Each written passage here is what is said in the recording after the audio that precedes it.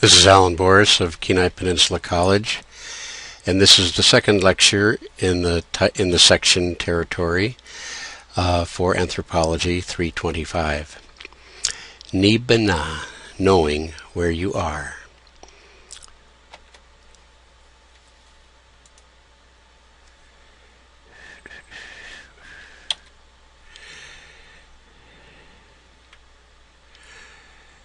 This screen depicts two researchers which will help us set the stage for understanding place. Edith Cobb was an anthropologist in the 1950s, a very little-known anthropologist. She only wrote one book that I know of, The Ecology of Imagination in Childhood, but it was a remarkable book. In the 50s, she became interested, for whatever reason, in, to use the terminology of the time, people who were classified as geniuses.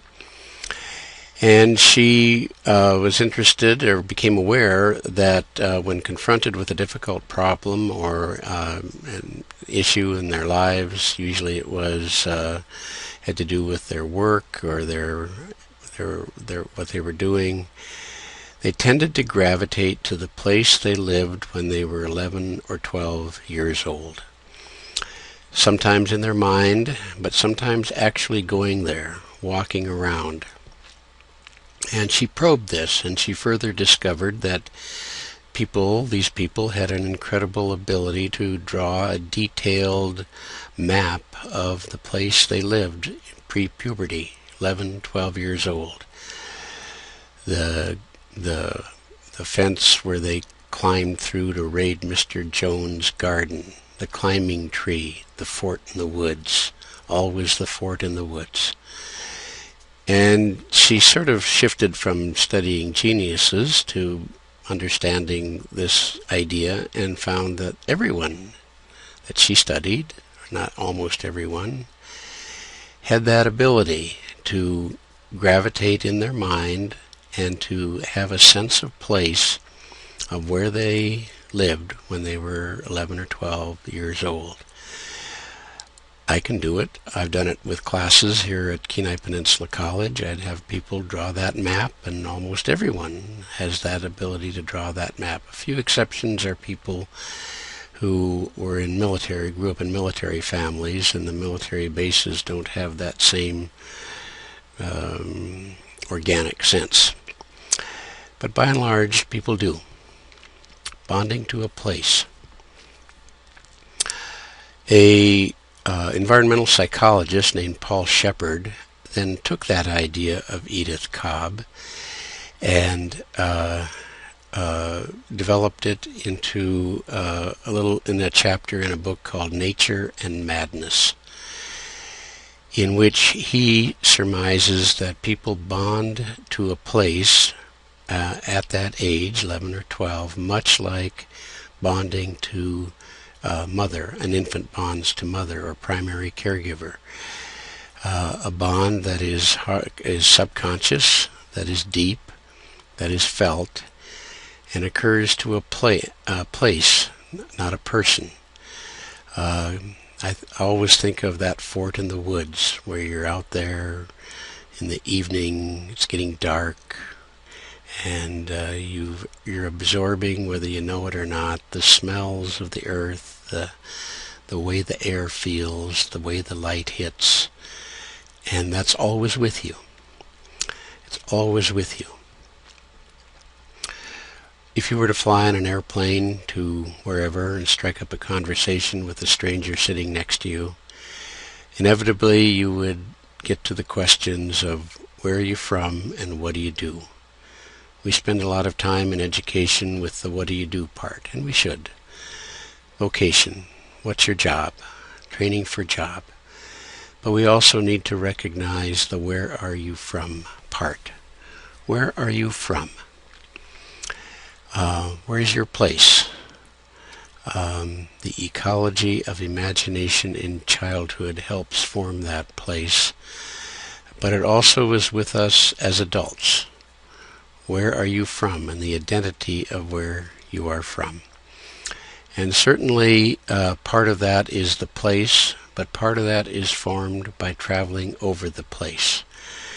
We can surmise that the Nibena of early times, as they are now, have an immense affection and bonding to a place that is formed through experience. A lot of those places then are shaped by the name of the place. The names become an indelible part of the place, are memorized, and form a cognitive map of where you live. Every Nibena would have had a cognitive map of their territory. Shempete's map of territory from experience stretched from the Chickaloon area almost to Tyonek and beyond, from the upper Susitna area to the Kenai Peninsula, an immense territory that he had traveled, and knew the place names, and could talk about the places he'd been. And this was probably common at one time for everyone because of traveling the trails. So these are some of the trails for the Kenai Peninsula. The one I've been particularly interested in is one, Katnukaya, that went from Kenai, Katnukaya, Kenai Village, out to Nilska Taretitun Bena.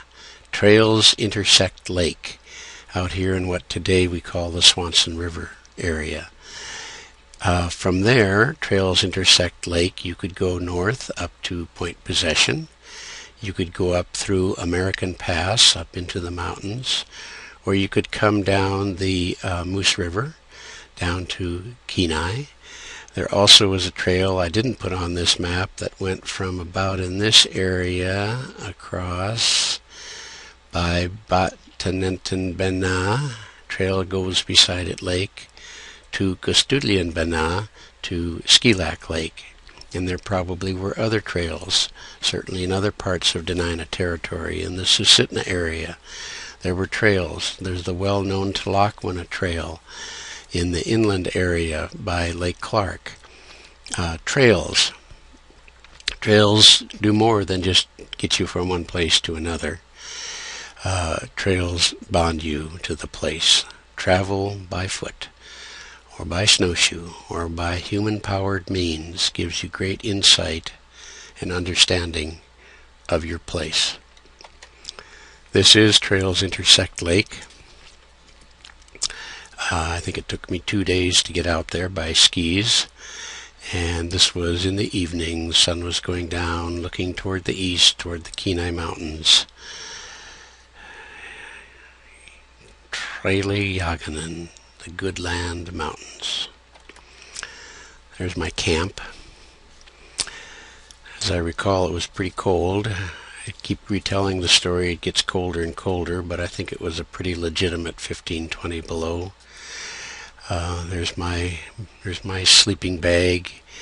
I cut a bed of boughs with a thermarest pad and sleep on that.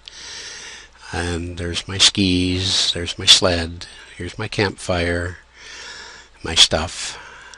Here's the campfire from the previous evening. If you really want to understand a place, camp in a remote area by yourself at night in the winter. Certainly some interesting sounds. Here's my traveling companions. This is Sammy. Actually, his full name is Samuel L. Jackson because he's big and black and handsome. And this is Eli, who always will please you. This is traveling out. This is Slika Aitsa, Dog's Ridge. There's the camp. Again, there's my sled. Tracking the winter trail that's described in Peter Kalifornsky's book. Again, there's another camp, the campfire, the boys on lookout. Here's the trail superimposed on a USGS map. This is the regular orientation. Here's Kenai going out along the red line there. And I sort of turned it sideways and connected the dots on this map from place name to place name to try to give myself and you a sense of how the place names are important in knowing where you are. So off you go. Snowshoe in earlier times, maybe on ski now. Up Hakaitnu, Beaver Creek, past some lakes by Nibena, up to Russian crossing in English, Sustin, cross a trail to Sustin Bana. This is all winter trail now, onto Yaganetnu, Swanson River, cross over to Shagela Bana, Trout Lake, past up to Nibena. We'll come back to Nibena, Island Lake, back onto the river, back into, I don't remember that's name, and eventually to Nilsk Tretun Bena. Trails intersect lake. The next slide will sort of duplicate this, but I'll have inserted some photos of the places as we come to them. So here we go again. That's what you see.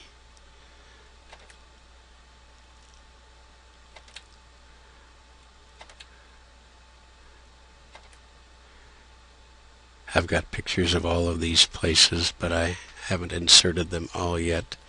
Kenkaha Yunch Ditchun, which is a ridge, and the ridge helps you know where you are. The distant place names sort of emerge. And you get a sense of where you are. Tokbena. I think it's called Sedge Lake in English, something like that. Now from this picture, it's absolutely clear which way to go. You can tell where the trail is.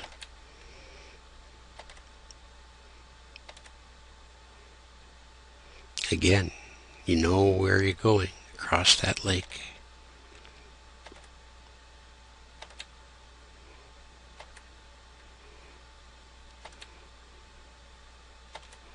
Someday I'll get all the pictures inserted here.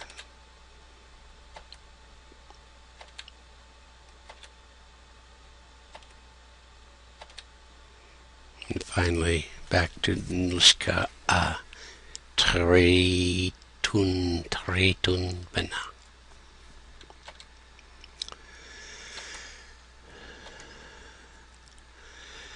So I had great insight when I photographed Nibena. I live in Kisilov, and it's quite a drive out here. It's about 2 hours to drive out to where I would leave from, and then it's pretty much an all-day project to get photos of places. So this is one of those days when it was, it was a set of events that could have ended badly. So it's a long way, and when I got to the landing where I parked to get my skis on and everything, I realized I'd forgotten my headlamp. It was, I can't remember, it was either December or January, the dark time of the year, so, you don't want to forget your headlamp, but I did, and I'd come so far that, well, I'll go anyway. So that was factor number one. Factor number two was quite cold, and snowing. We don't usually get that. Usually it's pretty warm when it snows, but it was cold. It was 5 below at least, and cold, and snowing, and gray. Well, snow and gray means that the snow is going to cover up your ski tracks, and gray, dark cloudiness, means you're not going to be able to use the sun for direction. But I was confident. I had a compass and I had a GPS. So I'm doing these photographs. I've got about 7 or 8 places I wanted to photograph, and the last one was this one, Island Lake, Nibena. But about a half hour before this, maybe an hour, I had gone over, I don't know, a tree deadfall or something, and I had fallen, and now I'm supposed to keep the GPS around my neck, but I had stuck it in my pocket, and sure enough, it had slipped out. So I reached for it 15, 20 minutes later. No GPS. Went back, looked for it, couldn't find it. So here's the situation. It's getting dark. I don't have a GPS. I do have a compass. It snowed heavily, so I can't really follow my tracks back. It's getting cold. My dog is looking at me like, are you sure? Kept looking at me. I knew if I could find Island Lake, if I could find Nibena, I knew that I could then go off to the east, over a ridge, down the ridge. It would take a while, but I would come to Swanson River. And if I could find Swanson River, it was wide enough, and even dark, I could find my way back to the car without too much trouble. So, do I turn around? Do I keep looking? What worried me, frankly, wasn't so much spending the night. I could spend the night. I didn't have a sleeping bag, but I was geared up enough where I could have built a fire and spent a night. I would have been uncomfortable, but I would have made it. What really worried me was the thought of being rescued. Oh, how embarrassing, get rescued. But all these things are going through my mind. And my dog is looking at me like, are you sure you know what you're doing? Why don't you let me take you back? And she could have. That was my dog, my husky dog. So that's the mindset, and I'm probing around, and finally I come round a corner. And this is what I see. Island, Lake, Nibena. If this would have been named Moose Lake or Loon Lake or Smith Lake, the Dena'ina equivalent of Smith Lake, I wouldn't have known where I was. But the clear feature name, Island Lake, was then and still is a mnemonic device to help you know where you are. Once I saw this, it was like a window shade coming down, of warmth. I knew where I was. I knew I could go off to the right, in this case, up a ridge, down the ridge, and go up and down even in the dark, and by that time it was pretty dark, and find the Swanson River, and that's surely what happened. I made my way back. But in this process, I got great insight into the Dena'ina naming practices, but also the value of crossing the territory to understand your place. Nibena, knowing where you are.